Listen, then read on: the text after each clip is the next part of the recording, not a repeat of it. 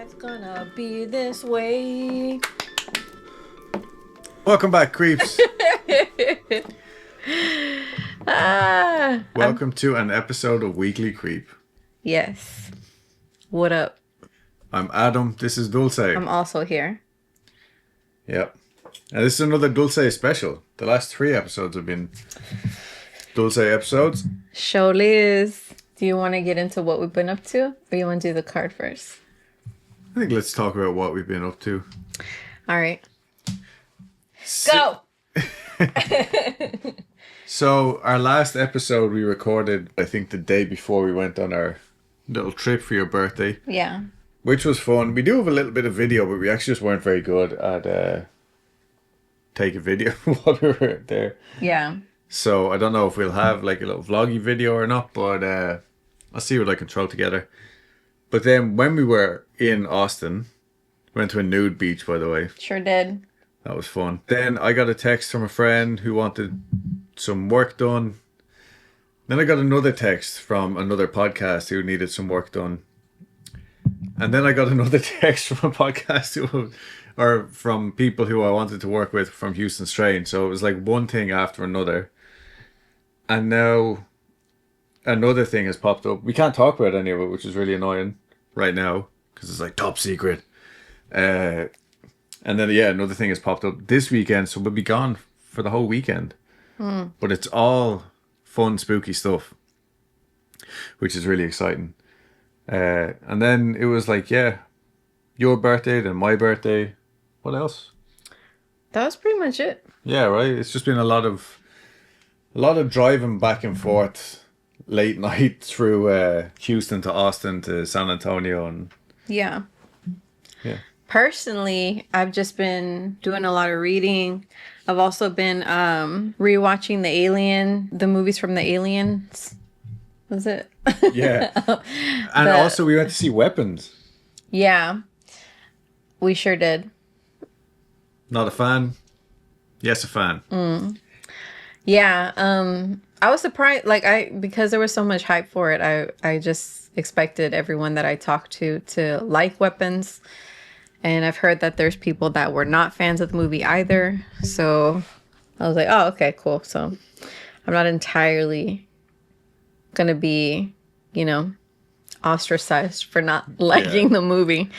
But yeah, so been rewatching the Alien movies. And that has been really cool. I looked up online, how I'm supposed to watch them.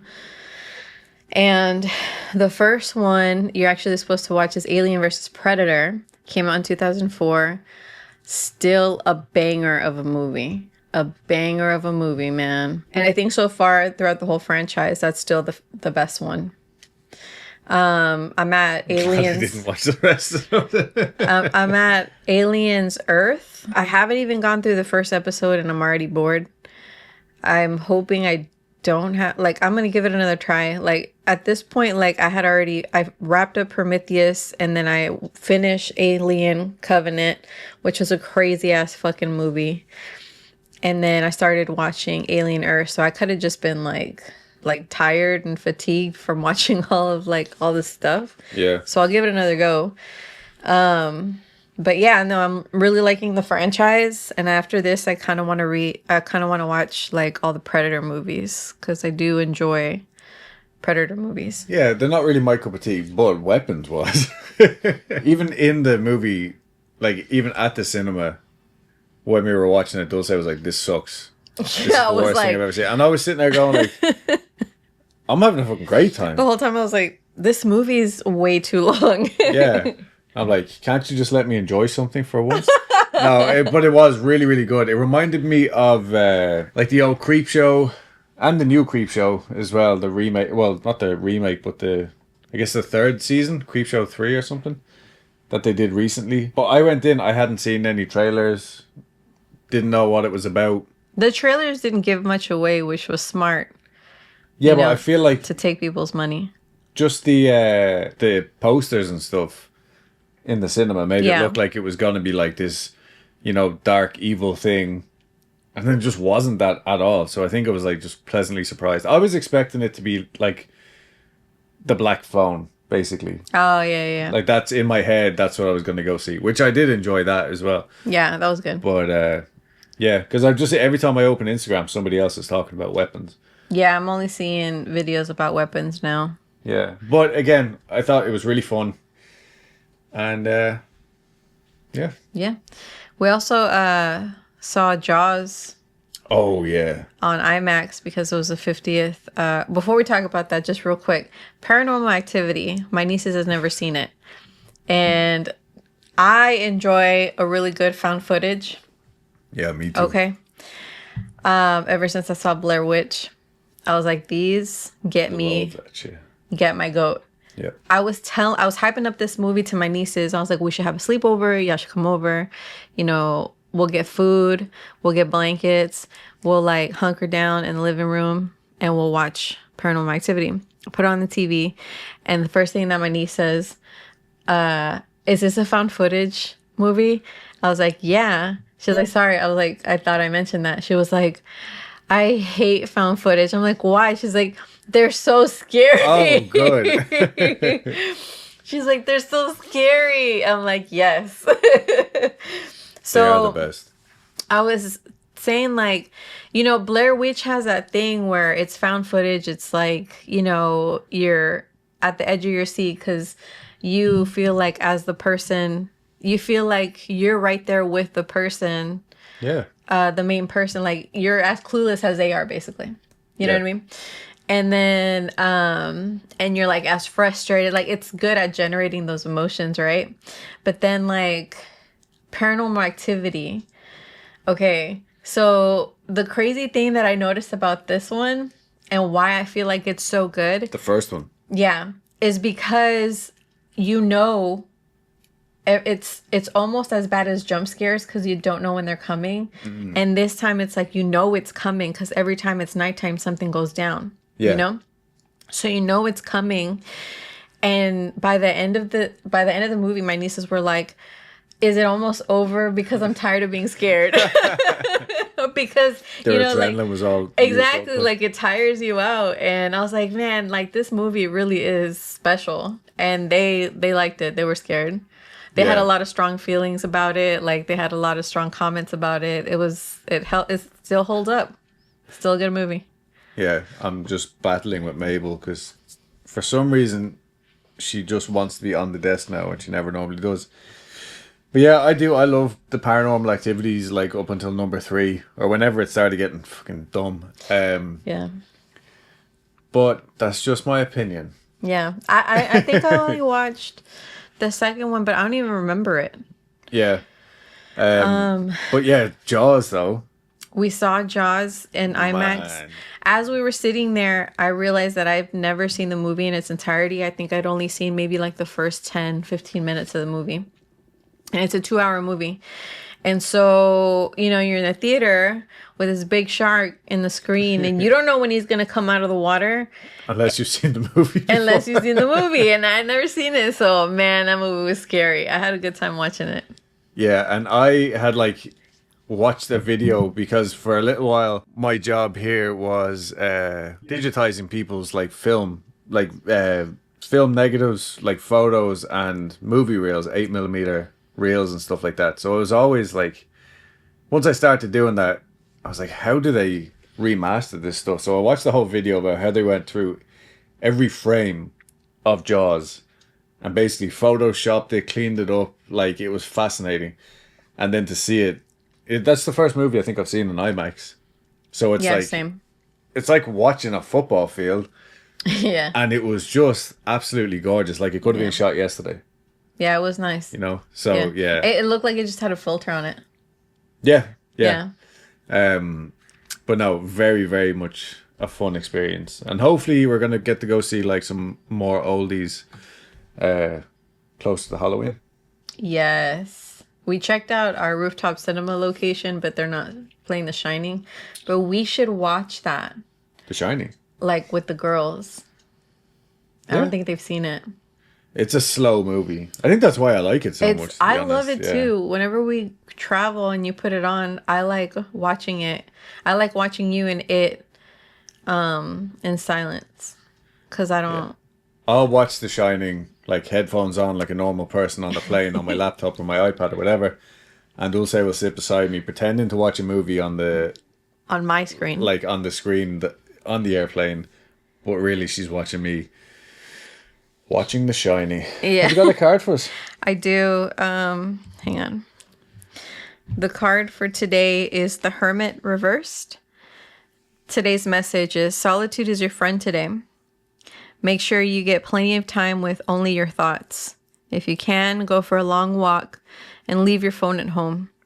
Start by considering whatever questions or problems you're trying to solve, and then let the act of quiet contemplation work its magic.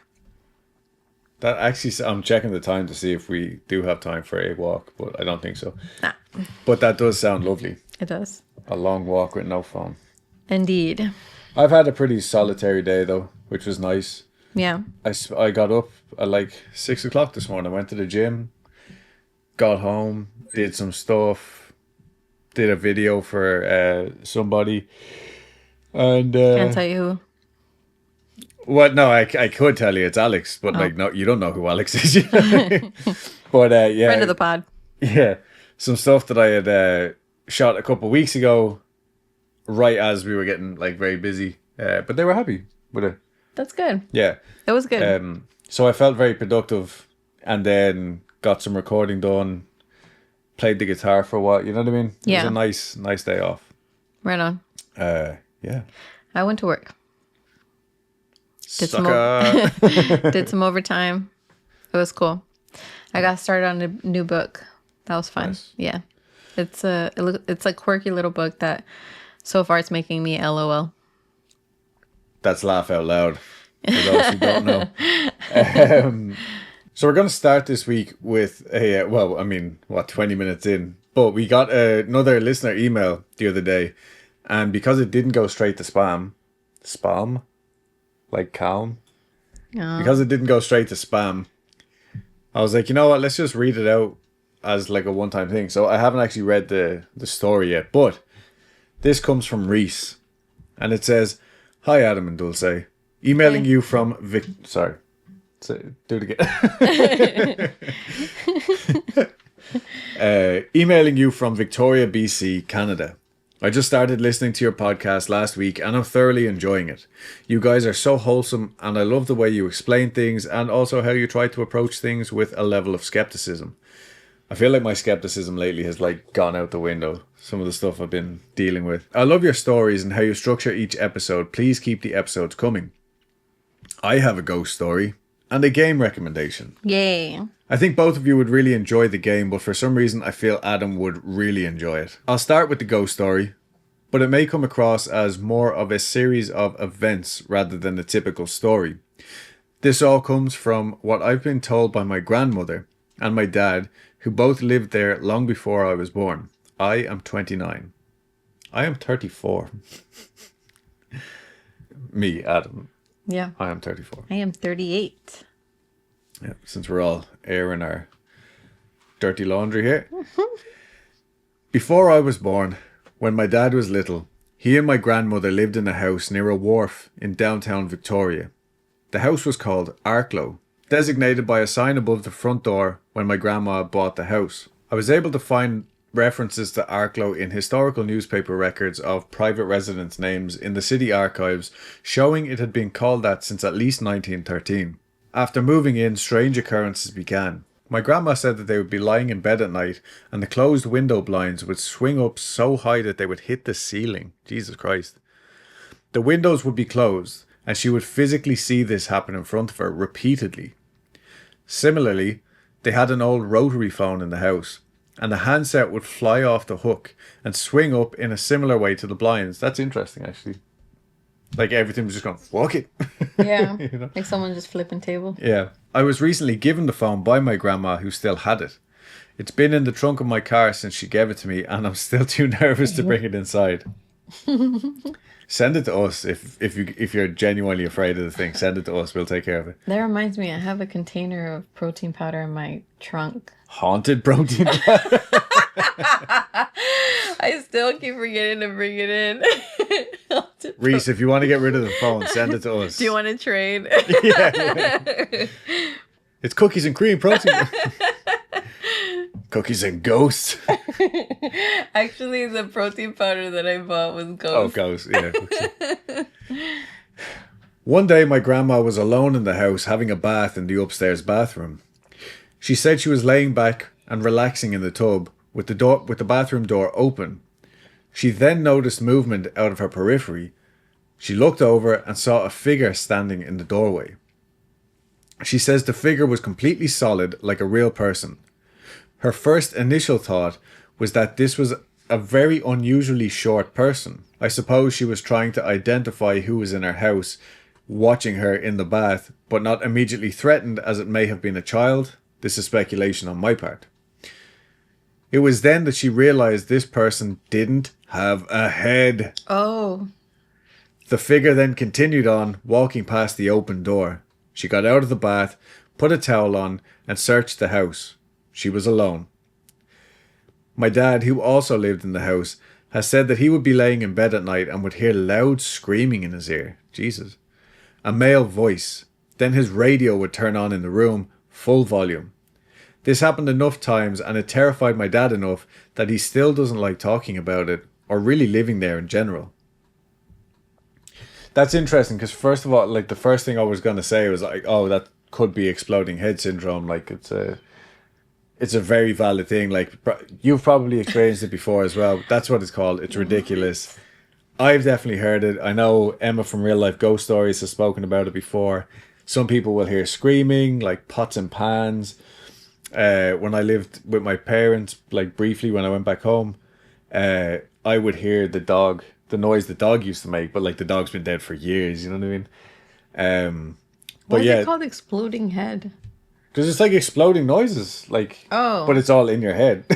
Oh, okay.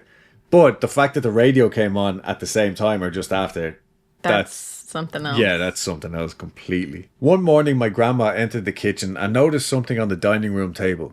It was a small red ribbon, a small sort of tag with the letters AS printed on it, and a photo of two women in what looked like the back garden. She asked my dad, who was a kid at the time, and he didn't know where they came from. My grandma kept them and still has them to this day. I got her to show them to me, and I've included a picture of the ribbon and tag below. Very cool. My grandma also still has the photo of the two women, and I will ask to take a picture of it the next time I see her if you're interested. Always interested. Touching back to the old film job. I love old photos, yes. My grandma and later myself did some research on the house and discovered the original name of the owner. You may want to censor this as I don't know if they still have family out there. Was Saunders. I'll bleep that out. Who was with the Salvation Army. Furthermore, is it Colonel Sanders? Yes. Okay. He makes the chicken. Yes, but I'll get back to this. Okay. Furthermore, looking through historical newspapers, I discovered the record of her death. She was hit by a car and decapitated. Holy shit. The ghost. Ed Truck. Yes, like Ed Truck, but also like the ghost that granny she saw. Yeah. I've included an excerpt from a historical newspaper below. Please censor the address for the sake of those currently living in that house. This chick's name is Mabel. That is so strange. And the last name is Marcus's mom's family's name. Oh, wow. That's what I thought was interesting. And the house, Arklow, is the name of a town in Wicklow. Oh yeah, it is. It's all coming together. Isn't Arklow the one where there's a lot of weird people that live there? We don't like to say that, but yes. I saw my first psychic medium there. It was interesting. Anyway, Miss Mabel, we'll call her. That's her middle name. 81 of such and such address, died in Victoria General Hospital at 8:30 p.m. Sunday, 2 hours after she was hit by a car walker. So she died 2 hours after she lost her head, after her kappa was detated. What the fuck? From her head, from her body. That's mental. The driver of the car was... We're always going to blurt that out. She was only 21 though. That's really sad. It's just settling in what you said. Her cap was dictated.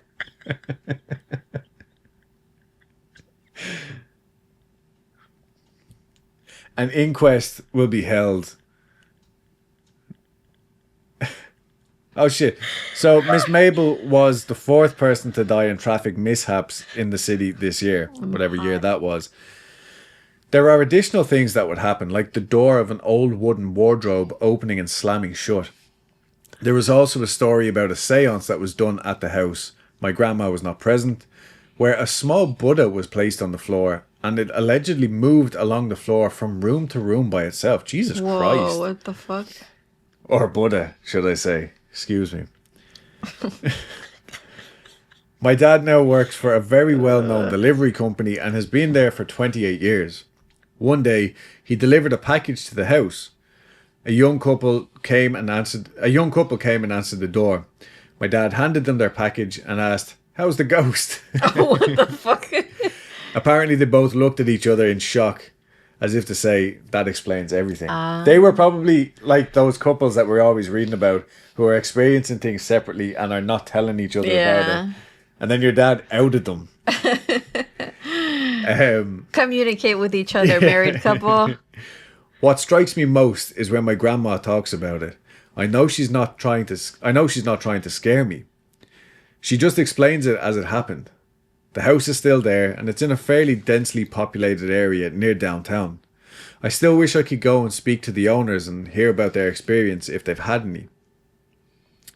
I think just go for it, right? Knock on the door. Yeah. You might be the person that they like end up spilling everything to because they're like, oh my God.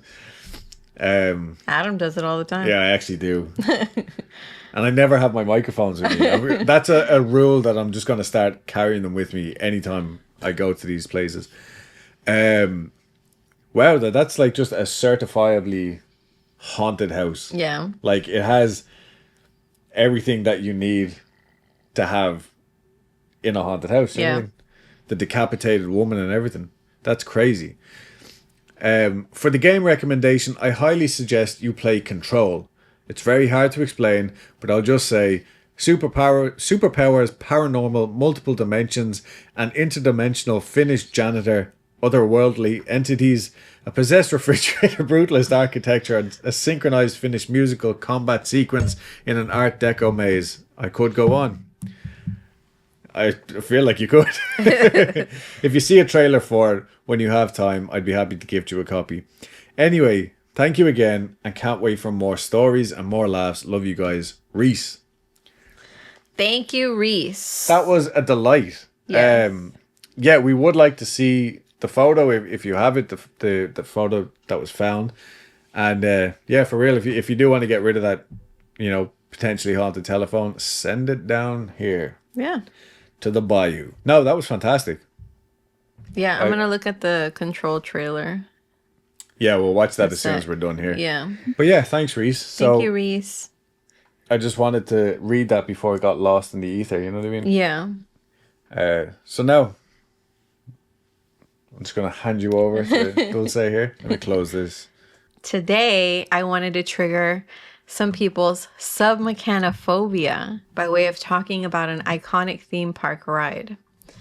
If the term is unfamiliar, submechanophobia. How many syllables is that? Do the trick. Submechanophobia. But I wasn't counting because I was saying the word. So you count, I'll clap. Submechanophobia. Seven. I never felt so dumb. Really? Yeah, really. All right.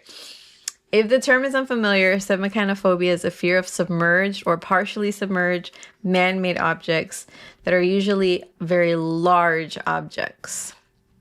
Some triggers include shipwrecks, which can give off a ghostly feel underwater, submerged vehicles or aircraft, which can evoke feelings of helplessness and overwhelming thoughts of imagining oneself trapped in that vehicle. Underwater machinery and appliances. When I read the appliances, I thought blender. Oh yeah, no, that's actually terrifying. I was thinking like a dishwasher, like with the door. Okay. Yeah, like putting your foot in a blender when you're in the pool. Or like in a George Foreman. I've been watching too much of The Office. So underwater machinery and appliances as well can inspire feelings of electrocution or the object malfunctioning in the water and like causing you harm. Deep sea diving can also trigger submechanophobia because you're on edge about what you'll find in the water. Lastly, the trigger that we will be focusing on today is animatronics in water. Dun dun dun. Animatronics that mimic lifelike movements. So, specifically, today's episode, the artificial object that we're going to be learning about is the now closed Jaws ride in honor of the movie's 50th year anniversary and a good way to close out our summer of water themed things. Subnautical things, yeah. Somebody, Danica, I think, commented on Facebook. She's like, yeah, Dulce's Subnautic Summer or something like that. Yeah. It just happened that way. Sometimes these things just write themselves. Yeah. But have you been on the ride? No, because, well, we'll get into it. Okay. I did. I got to go on it. You did? Yeah. You're so lucky. Yeah, it was terrifying. Oh my God. I can't swim, and I've always been afraid of the water, so... When you were on the boat, what side of the boat did you sit on? I can't remember. I want to say it was the shark side, but I might be lying. But there's two, like, they pop up on both sides. But well, then I don't know. Oh, okay. I want to say the left, but... Oh, okay. Again, it was a long time. Oh, okay. So you were not... Okay, got it. It was all right. 12... It was a long time ago. 14 years ago. Yeah. Wow. That's terrifying. That's the scariest part of today. Well, it closed in 2012. It did? Yeah. Yeah, because I think I had just turned 20. Oh, I was over here asking, like, who's rode the ride? Like, can't find anyone who's ridden the ride. And you're literally right here.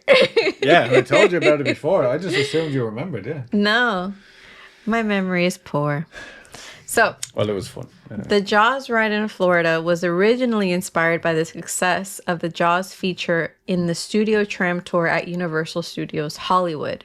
Right. In Hollywood, guests can ride a tram that would run along a man-made lagoon, among other stops that were inspired by different films. But for this particular one, the Jaws section was running along a man-made lagoon. So guests would watch as a shark's dorsal fin would follow an unsuspecting fisherman in a rowboat. The fisherman would be dragged into the water and eaten by the shark after it disappeared. Like, they'd both disappear in the water. Yeah. In later years, the fisherman would be an unsuspecting diver instead. After the shark disappears under the water, there would be a big explosion, and the creature would reemerge along the side of the tram and go nom nom nom nom at the riders. Literally, like? Yeah. Nom nom nom nom. Even I would love to go to I would love to go. Maybe that's what we should do for our next trip. Go to LA. Oh yeah. But not to go to LA, like just to go to the Universal and maybe Disney World, yeah. Yeah. Or Disneyland, whichever one it is. I want to go to Animal Kingdom. Yes. Is there one of them in California?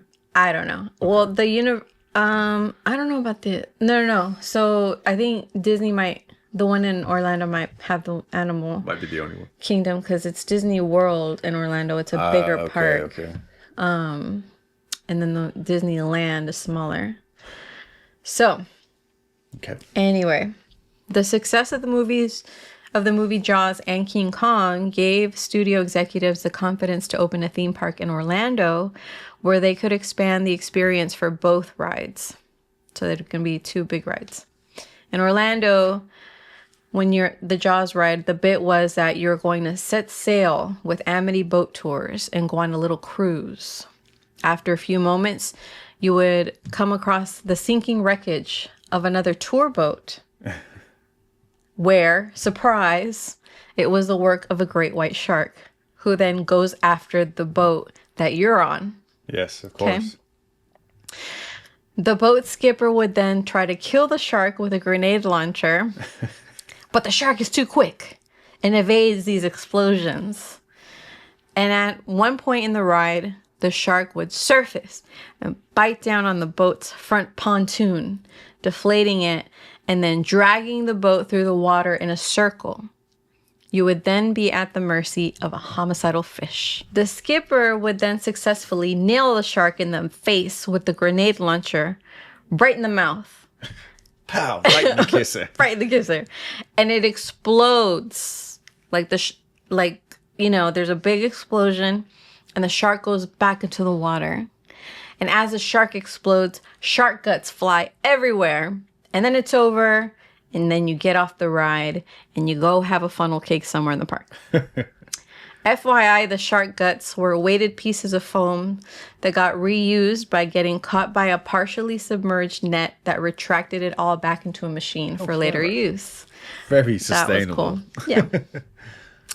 So since the inception of the ride, there were technical issues. The ride was open for a few hours during opening day on June 9th. 1990, but wouldn't fully open until 3 days later, which pissed a lot of people off because that was a draw. Yeah. Like, especially in the 90s, like you would have to physically get there to find out, oh no, it's closed. Yeah, exactly. The majority of the issues came from the shark itself. It became sentient. I'm just kidding. I was going to say, like, it just didn't have the confidence.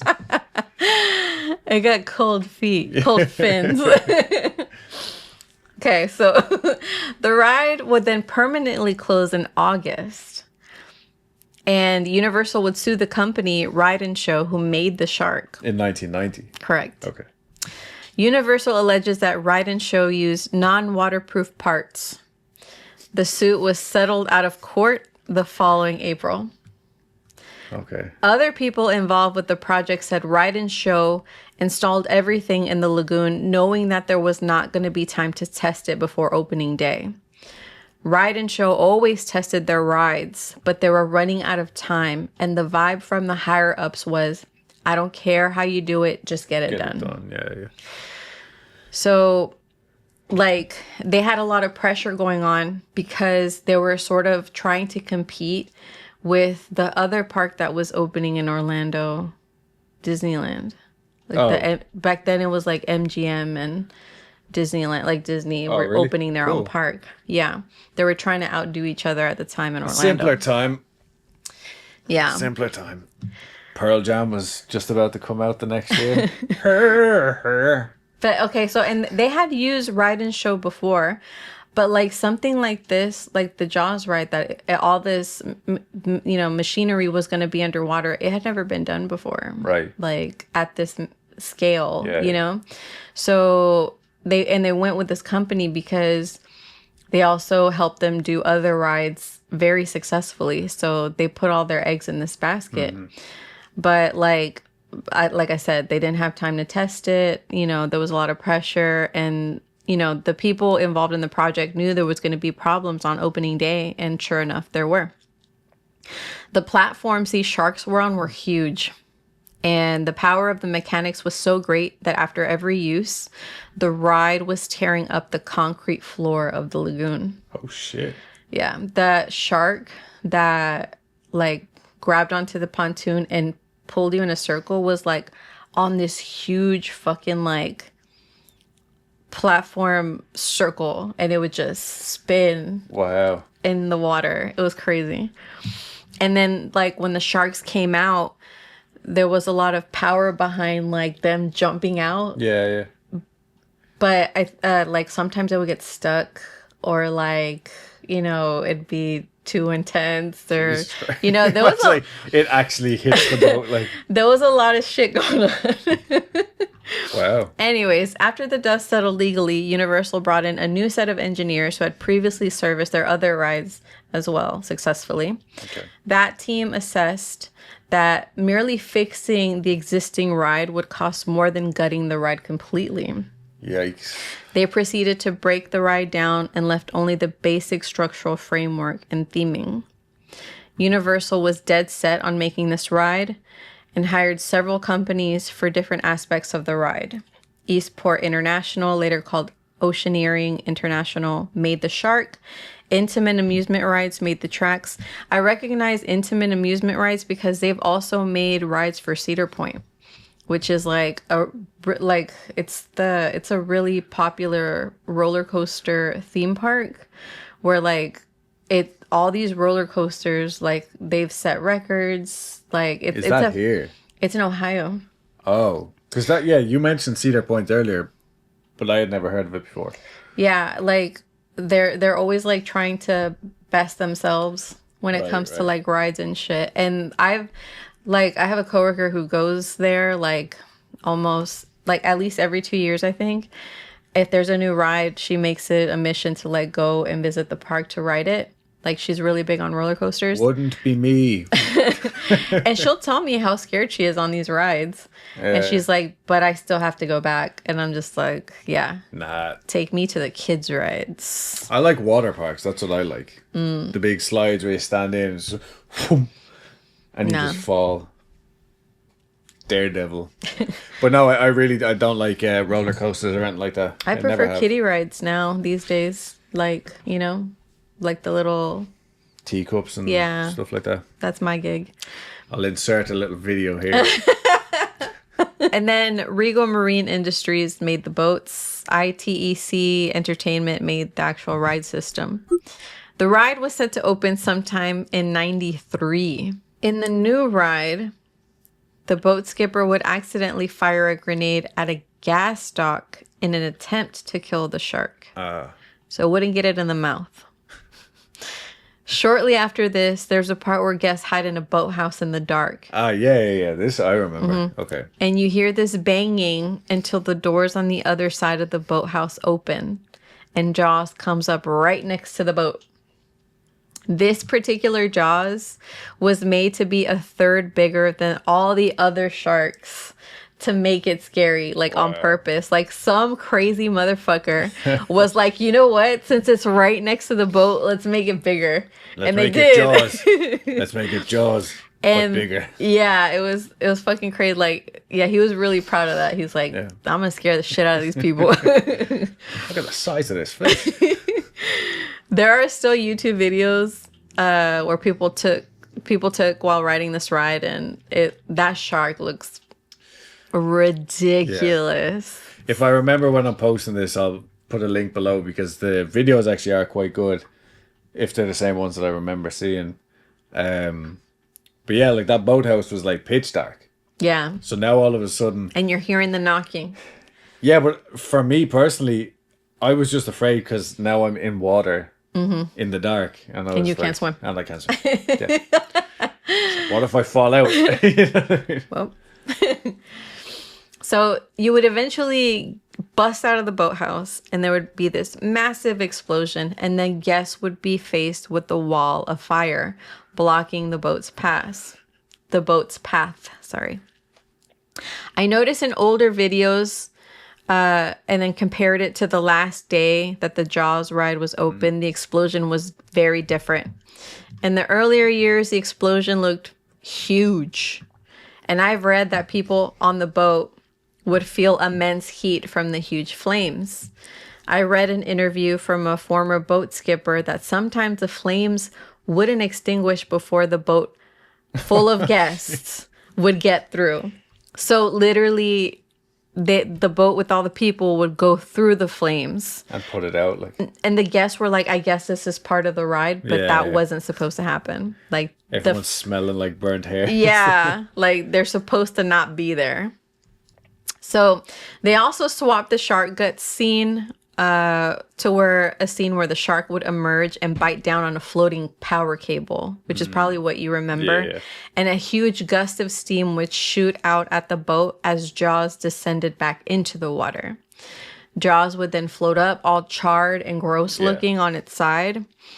I tried to look for clips of the video of the version with the shark guts, you know, because you can find is the one where he's charred, but I literally couldn't find it. I mean, it sounds like it only ran for a day and a half in 1990, so... Yeah. So this new version was successful and officially opened in October of 93. with a guest cameo from Steven Spielberg, who brought his family, and his kids apparently really loved the Jaws ride. Cool. Yeah. So a little more about the ride itself. There was actually 7 sharks placed throughout the lagoon that moved around on an underwater track system contained on a submergible platform. Some of the maintenance required certified dive technicians. Because the sharks ran on hydraulic fluid, 40 gallons worth of the stuff leaked every hour and contaminated the lagoon and discolored the latex skin of the shark. The ride occupied 12 acres and featured a 6 million gallon lagoon. Most of the lagoon was 4 feet deep, but the areas that had the sharks were much deeper, and they were in these trench systems, which is exactly where a guest fell into. So I narrowly avoided this. So it's possible to fall off this fucking ride, and someone did. I guess this person was leaning against the guardrail. This is what a lot of people are supposing, that he was leaning against the guardrail when he was on the boat and then fell in. Some people think he fell in on purpose so he could sue, but I have trouble believing he did that willingly because that's fucking scary. And I can't be the only one that feels that way. In the book Adventures in Amity, there's an interview with a former skipper where he describes the sharks and the techs who had to maintain them. The skippers were the ones who drove the boats, right? Correct. Okay. So, like, even after reading this account, I'm just like, there's no way in hell this guy fell on purpose. You know, he just must have been like a big ass dope and fell. Yeah. Anyways, so this is what he said. The sharks still scares me to this day. What you can't forget is that the sharks are as big as a station wagon. They burst out of these deep pits in this oil-filled lagoon and return to the same pits in a matter of seconds. Stop reading. I'm just watching. They're actually really dangerous. I remember something one of the dive technicians once told me. These guys are tough as nails mechanic types. They would be working on Jaws at night, making repairs where needed. If the repairs couldn't be done above the water, then the techs would have to dive down into the lagoon. Again, this is at nighttime. Some of those pits were quite deep. The deepest one was in scene 4 of the ride, where the turntable from the original ride was. That pit was 30 or 40 feet deep. They told me how incredibly scary it was diving down into the murky darkness at night and suddenly coming face to face with this huge frozen great white shark. This is where the guest fell in. With all that machinery and that scary ass shark. No, thank you. In a trench. I like that the guy was like, these are real tough mechanic types. Men who are real men. They only kiss each other when they have to. You know what I mean? Overall, several factors were going against the Jaws ride. The explosion and the boat rides ran on diesel, which got expensive because the ride was able to cycle through 2,700 guests an hour. Fuck. I just assumed all this was like being pulled by a cable or something. You know what I mean? Nah. That's ridiculous. There was also the hydraulic fluid and maintenance on parts to run the actual shark. The draining of the lagoon to clean the sludge, the hydraulic fluid sludge. We gotta clean the sludge. And the filter repair, labor, the upkeep of the ride. It all has a huge price tag attached to it. Another factor was the opening of the Wizarding World of Harry Potter in '99, which eclipsed the popularity of the Jaws ride. Lastly, the marine technology used on Jaws was not upgradable, like, for example, the tech used for the Back to the Future ride, which was able to get upgraded into the Simpsons ride. So, if after this story you feel brave and have the means, you can still check out the last open Jaws ride at Universal Japan. I did notice that the shark looks less vicious than the one in Florida. It's like smiling like anime. Like. Yeah, it has like the anime eyes. But I doubt. All bashful. Yeah, it's like blushing. Yeah. as like one of the little teardrops here because it's embarrassed to be scaring you. But I doubt that would matter to those with submechanophobia. Yeah. So I got a lot of my info from Theme Park Crazy channel on YouTube. Check them out. They have really cool fucking videos. Adventures in Amity, Tales from the Jaws ride. A lot of cool interviews in that. And the Recover website. Very cool. Great job. Thanks. Like, I'm not into like theme parks like that, but just there when you were saying, first of all, I actually kind of wish I had seen the Back to the Future thing. I really like the rides that aren't roller coasters. You know what I mean? Yeah. Like, obviously, one, because I'm not into roller coasters, but the other rides, like, they put you in this little world for a while, like, and you just go along. Like, the Harry Potter one was fantastic. Yeah, it's cool. Whatever about J.K. Rowling being an arsehole, like, that Harry Potter world is unbelievable. Dude, the butterbeer, so good. I don't actually remember if I tasted it, but then even like the Simpsons thing, did you do that? Yeah, I was there. Yeah. Yeah. So I was that in one, with the Quickie Mart. I was in there. Yeah. It was cool. Those kind of things, like that has got me excited for those now. So maybe our next adventure won't be like a spooky one, but a very Universal normal person. Their Halloween Nights is already like happening. On. Yeah, I don't know. I know, like Henry and Jackie Zabrowski are friends over at last podcast to the left. Henry and Jackie, Yeah, that's how I call them in my head. No, I know, like they're big fans. They'll go like multiple times. I love that throughout the year, and I know Slash did like the soundtrack to one of them. Oh wow, which was cool. Yeah, I don't know. Maybe LA. I would love to go back to Universal. Maybe, like, realistically, though, maybe we should look into LA. Because we could do it for, like, a weekend, and it would be, like, probably a lot less hassle than... Well, I'd never been to the one in Hollywood or LA or whatever. Yeah. I was thinking about the one in Florida. Yeah, but... Do they both have The Simpsons? I don't know. We can look into it. Oh, okay. Sign up to our Patreon to fund this next adventure. No, also, like, California's on the brain. Because Doreen's heading over there. Oh, cool. Like tonight or tomorrow night. Oh, that's cool. Yeah, for a Yellowstone adventure or Sick. Yosemite adventure. Oh, wow. But yeah, so listeners of ours in LA, hit us up. We might need a place to stay. There's a lot of y'all apparently. Yeah. Californians really like us for some reason. We've got 2 minutes left of recording time on this card. So we better be quick. Okay. Because I recorded a bunch of stuff on this and I haven't cleaned it up yet. Oh. So follow us on YouTube. Follow us on Instagram. Do all this stuff. Don't follow us in person. Just on the socials. Also, the Night Owl Spirit Social is coming up on Halloween this year. I will be there. 95% sure I'm going to be there. Dulce won't. 100% won't be there. I'll be working, but it's a good... fun evening. There's like bunch of different talks going on. There's a whole market and stuff like that. It's a lot of fun, and it takes place in a haunted location. So any Night Owl listeners that are listening to this, let me know. And yeah, maybe I'll show up. I don't know. We'll see. Okay, bye everybody. Bye.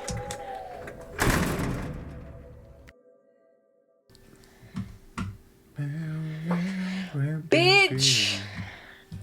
Bitch. Mic test. Bitch.